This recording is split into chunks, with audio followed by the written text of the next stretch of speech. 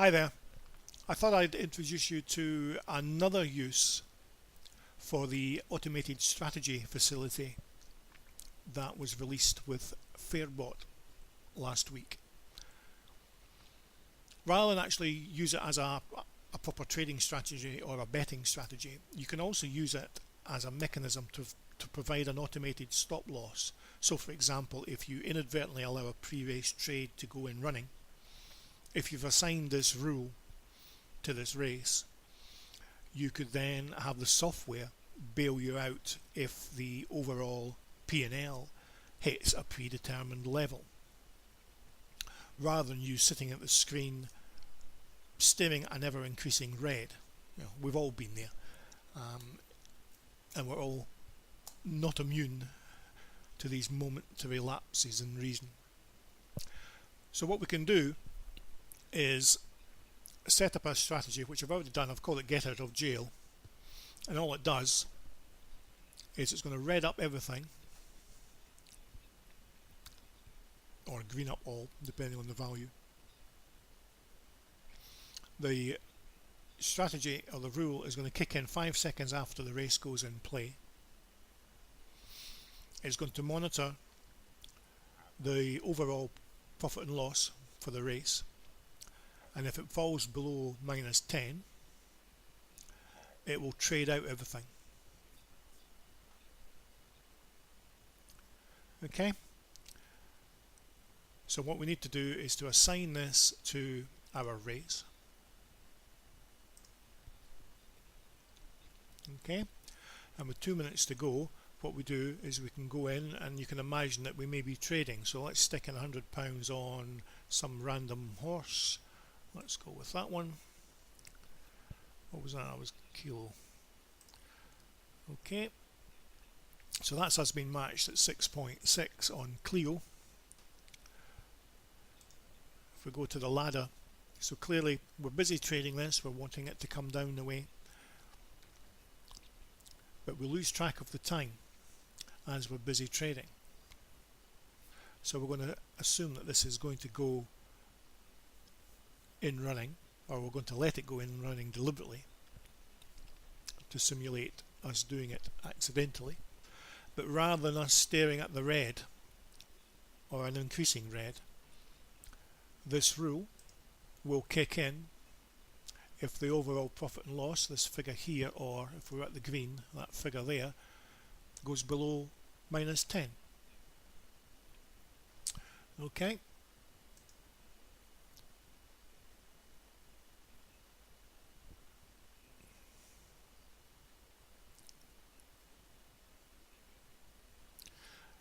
Now, as you're probably aware, pre-race trading isn't my thing. I much prefer in-play trading, or at least Dutching with a view to trading out in play. So it'll be sod's law. I've inadvertently and quite randomly picked Clio, who then goes on and never goes in the red. We'll soon find out. One word about this 5 second though. It's worthwhile delaying the triggering of the rule to allow the market to settle once it goes in play.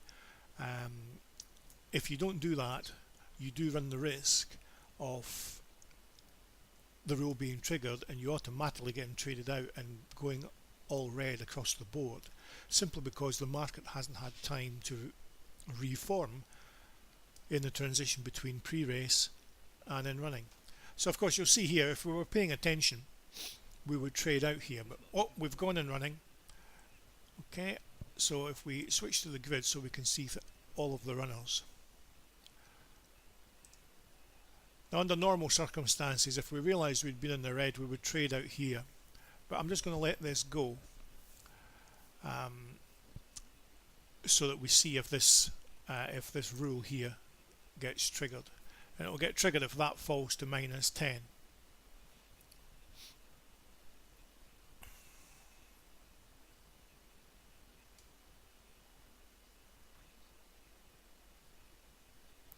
So under normal circumstances, if you had inadvertently let your race go in running, your trade go in running, we're green here, we would trade out quite happily and we'd think nothing of it. Of course, if that had been red, we should actually do the same. But how many times have you found yourself staring at a red, being almost paralyzed to do anything about it? So we'll see if this, we're coming up for halfway through, and we're still hovering around the scratch. Oh, here we go. He's getting a little bit worse now. If he hits -10, that rule will fire, and we'll get -10 or thereabouts across the board.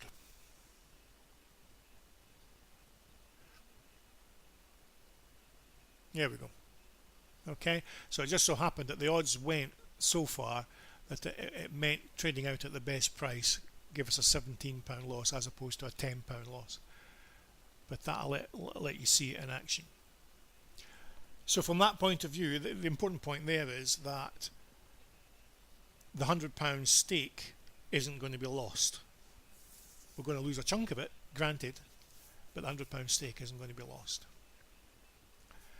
Okay, what I'm going to do now is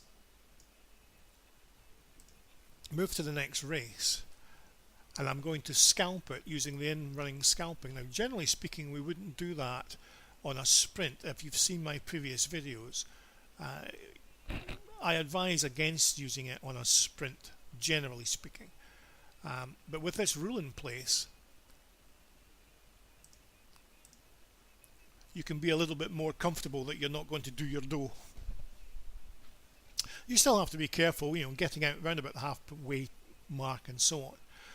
But with the in-running scalping technique, you can use all the other settings that state. So for example, if we choose a 50 quid stake liability, let's trade for 3 tick offset, we can do a repeat count if you like, and we could obviously set our fill in kill. For a 6 furlong race, 5-6 seconds is more than adequate. What I'm going to do is do a repeat on success option of 2. So that'll mean 3 bets if the first one gets matched. Okay, I'll pause the video. Ready for some in-play scalping. Okay, the horses are just loading. This is a 6 furlong maiden, so we don't have a huge amount of time. Normally I'd be out of this when I'm scalping it in about 30 to 40 seconds. You can see the market itself is effectively split into 2. So I'll only be trading the first 5, possibly this one as well, if it comes in any further, but certainly the first 5. We've got a repeat on success options switched on, so essentially I just really need to click on these. However, if the very first bet isn't taken, the corresponding repeats for that particular runner will not fire, and so as soon as I've put all the other ones in, I'll switch this off, and for anyone that hasn't been matched initially, I'll go back in and perhaps manually put in another couple of trades on it. But certainly I'd stop doing that after about 30 seconds in running, give or take. And what I'm really wanting to see is whether, if things are going against me, whether the rule will trigger to limit my losses. The maximum loss I could possibly have without that rule would be £50, since I'm laying with a stake liability of 50. So no matter how many runners I lay, the total liability if I let everything run can never get above £50, assuming everything's matched correctly. So we're still waiting for this to go and running, so let me just pause the video again and I'll come back once we're underway. Okay, we're just about off, the last one's going in.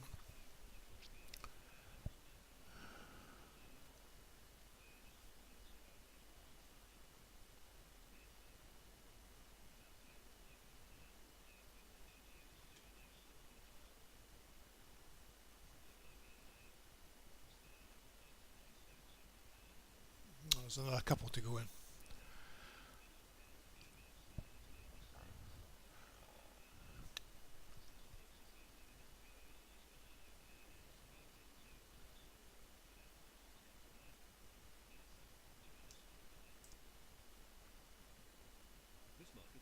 Okay, we're off and running.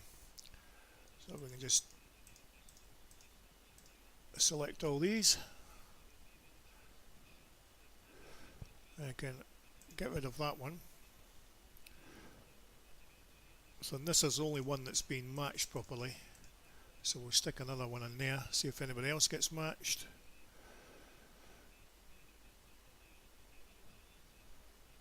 And one last time.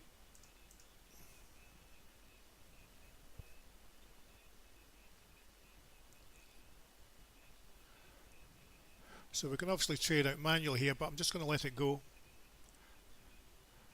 Okay, so we've hit the -10. So we'll be bombed out. And that's the purpose of that rule.